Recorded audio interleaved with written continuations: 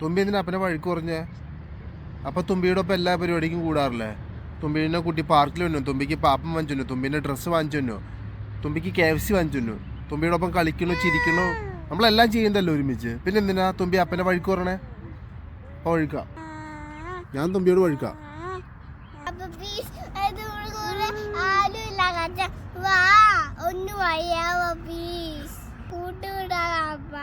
കൂട്ടുകൂടണോ? Okay, കൂട്ടുകൂടാട്ടാ. I love you തുമ്പി. Thank you. ചെല്ല കുട്ടിയാട്ടാ. ആ ഓടിവാ കണ്ണേ, ചാടിവാ അല്ല ഉണ്ണി.